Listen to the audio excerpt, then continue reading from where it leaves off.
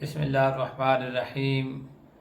قربانی کے متعلق چند مسائل اور چند حدیث طیبہ سماعت فرمائیں۔ قربانی کن افراد پہ واجب ہوتی ہے؟ قربانی کے لیے سب سے پہلے مسلمان ہونا، مسلمان پہ قربانی واجب ہے۔ نمبر 2، بالغ ہونا، یہ شرط ہے، نابالغ بچے پہ قربانی واجب نہیں ہے۔ نمبر 3، قربانی کے واجب ہونے کے لیے آزاد ہونا، غلام بندے پہ قربانی کرنا واجب نہیں ہے۔ نمبر 4، مقیم ہونا، مسافر بندے پہ قربانی واجب نہیں ہے۔ اور نمبر 5 کہ قربانی کے لیے صاحب نصاب ہونا، جس کے پاس 7.5 تولے سونا یا 52.5 تولے چاندی جس کے برابر نقدی رقم ہو اور حاجات اصلیہ سے ہٹ کر اس کے گھر میں سامان اس کی مالیت بنائی جائے گی۔ تو جو بندہ اس قربانی کے 3 ایام ہوتے ہیں، 10ویں، 11ویں اور 12ویں، ان تین جو دن ہیں، ان ایام کے اندر کسی دن بھی وہ صاحب نصاب بن گیا اور دیگر شرائط بھی پائی گئیں تو اس بندے پہ قربانی کرنا واجب ہو جائے گی۔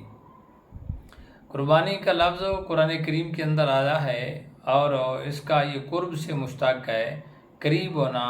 گویا قربانی کرنے والا قربانی کر کے اللہ تعالیٰ کو اسے قرب نصیب ہوتا ہے۔ اور منسک کا لفظ بھی آیا ہے قربانی کے لیے،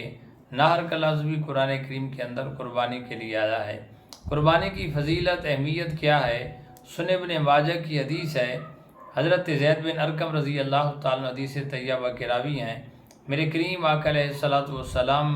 کی بارگاہ کے اندر پوچھا گیا کہ یا رسول اللہ صلی اللہ علیہ وسلم ما حاضل اداہی، اللہ کے نبی صلی اللہ علیہ وسلم یہ قربانیاں کیا ہیں؟ تو میرے کریم آقا علیہ الصلوۃ والسلام نے ارشاد فرمایا کہ سنت ابیکم ابراہیم صلوات اللہ علیہ وسلم، اے میرے صحابہ، یہ تمہارے باپ حضرت ابراہیم علیہ الصلوۃ والسلام کی سنت مبارکہ ہے۔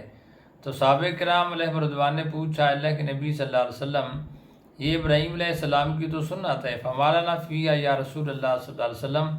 اللہ کے نبی صلی اللہ علیہ وسلم ہمارے لیے اس کے اندر کیا ہے؟ تو میرے کریم آقا علیہ الصلوۃ والسلام نے ارشاد فرمایا کہ بکل شعرۃ حسنۃ، کہ ہر بال کے بدلے تمہارے لیے نیکی ہے۔ تو پھر پوچھا گیا فصوف، اے اللہ کے نبی صلی اللہ علیہ وسلم کیا اون کے بدلے بھی؟ سرکار نے فرمایا ہاں، جو اون ہوتی ہے اس کے بھی ہر جو ہے اون کے بدلے، یعنی ہر بال کے بدلے بھی اللہ تعالیٰ تمہیں نیکی عطا فرمائے گا۔ تو یہ قربانی کرنے کا جو ہے بہت بڑا ثواب ہے۔ المعجم الکبیر کی حدیث ہے، میرے کریم آقا علیہ الصلوۃ والسلام نے ارشاد فرمایا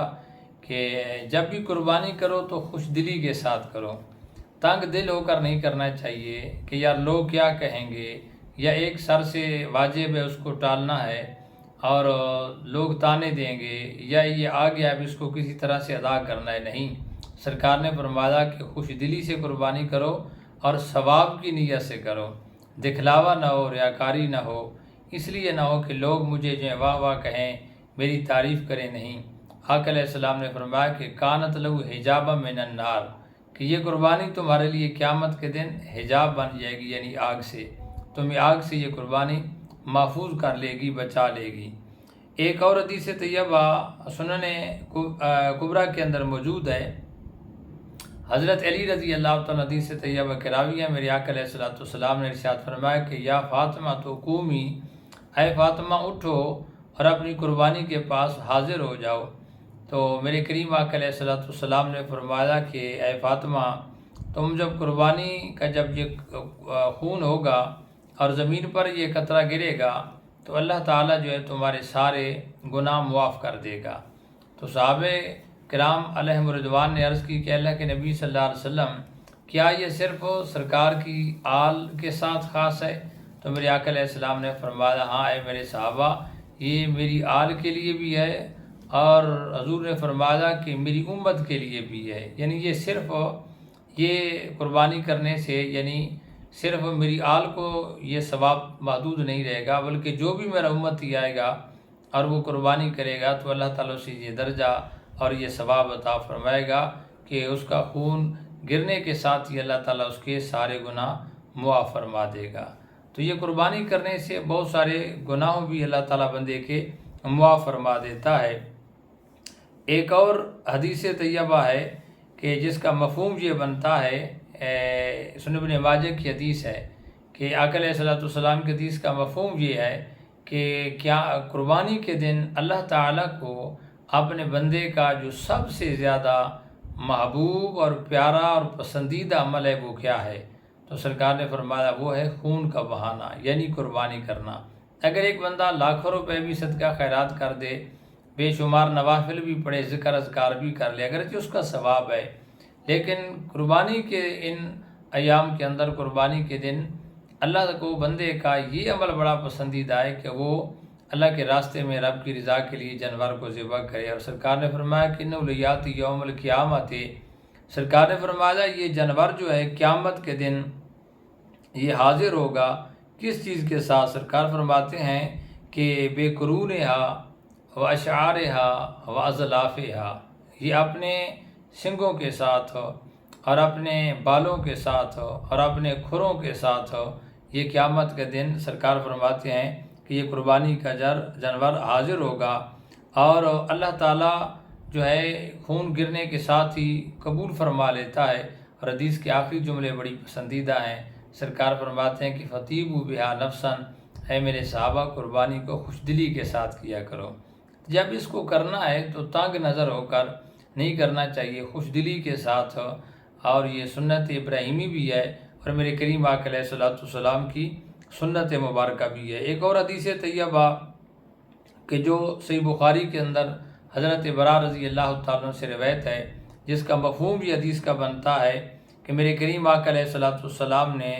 سب سے پہلے فرمایا کہ عید کی نماز، اور عید کی نماز کے بعد فرمایا قربانی، فمن فعل ذلک فقد اصاب سنتنا، سرکار نے فرمایا جس نے عید کی نماز پڑھنے کے بعد قربانی کی تو اس نے ہماری سنت کو گویا پا لیا ہے۔ تو جہاں عید کی نماز ہوتی ہے وہاں پر عید کی نماز پڑھنے کے بعد ہی قربانی کی جاتی ہے۔ ایک اور حدیث طیبہ کہ کیا قربانی میرے کریم آقا علیہ الصلوۃ والسلام نے بھی فرمائی ہے؟ ہاں، دہا رسول اللہ صلی اللہ علیہ وسلم، میرے کریم آقا علیہ السلام نے قربانی فرمائی بے کبشین ابلہین اقرنین، دو سینگوں والے چتکبرے مینڈے میرے کریم آقا علیہ الصلوۃ والسلام نے خود اپنے ہاتھوں سے ان کو ذبح فرمایا، ذبحہما بیدہ، حدیث کے الفاظ ہیں، سما وکبرا، سرکار نے اس پر تکبیر پڑھی، بسم اللہ اللہ اکبر، آقا علیہ السلام نے اپنا پاؤں مبارک اس قربانی کے پیرو پہ رکھا اور اپنے ہاتھوں سے سرکار نے خود اپنی قربانی کی ہے۔ میرے کریم آقا علیہ السلام کی حدیث کا مفہوم ہے، اور یہ حدیث طیبہ مسلم کے اندر موجود ہے، راوی حضرت عائشہ صدیقہ رضی اللہ تعالیٰ عنہ ہیں۔ آپ فرماتی ہیں کہ میرے کریم آقا علیہ السلام نے ارشاد فرمایا کہ سینگوں والا مینڈا جو ہے لانے کا حکم دیا گیا، جس کی فرمایا آنکھیں بھی کالی ہوں، جس کا پیٹ بھی کالا ہو، اور جس کا جو ہے وہ یہ چیزیں اس کی جو ہیں کالی ہوں، اور جب میرے کریم آقا علیہ السلام نے فرمایا اس کے بازو بھی کالے ہوں تو وہ لایا گیا، تو سرکار نے فرمایا کہ عائشہ چھری لے آؤ، فرماتی ہے میں چھری لے آئی، آقا علیہ السلام نے فرمایا اسے تیز کرو، فرماتی ہیں کہ میں نے اس کو پتھر پہ تیز کیا، تو آقا علیہ السلام نے پھر اس کو جو ہے جانور کو ذبح کیا، تکبیر پڑھی، اور پھر پڑھا کہ اللہم تقبل من محمد صلی اللہ علیہ وسلم و آل محمد و من امت محمد صلی اللہ علیہ وسلم، اللہ کے نبی صلی اللہ علیہ وسلم نے فرمایا کہ اللہ میری طرف سے اور میری آل کی طرف سے اور میری امت کی طرف سے اس قربانی کو قبول فرما۔ پھر میرے کریم آقا علیہ السلام نے اس قربانی کو گویا سرکار نے خود بھی کیا اور اپنی امت کی طرف سے بھی کیا ہے۔ ایک اور المعجم الاوسط کی حدیث ہے، آقا علیہ السلام نے ارشاد فرمایا کہ یا ایھا الناس، اے لوگو، تہو واحتسبوا، سرکار فرماتے ہیں کہ اے لوگو قربانی کرو اور ثواب کی نیت کے ساتھ کرو، کیونکہ بدمائہا، فرمایا یہ خون کے ساتھ یہ آئے گا جانور، اور بے شک پہلا خون کا قطرہ گرتے ہی وہ بندہ اللہ تعالیٰ کی حفظ و امان کے اندر آ جاتا ہے۔ تو متعدد حدیث طیبہ ہیں جو قربانی کرنے والے کی فضیلت کے حوالے سے آئی ہیں، اور اللہ یاد رکھیں اللہ تعالیٰ کی برگاہ میں جو بندہ یہ قربانی کرتا ہے تو قرآن کہتا ہے کہ لن ینال اللہ لحومها ولا دماؤها ولکن ینالہ التقوی منکم، کہ اللہ کی برگاہ میں اس قربانی کا نہ گوشت پہنچتا ہے ولا دماؤها،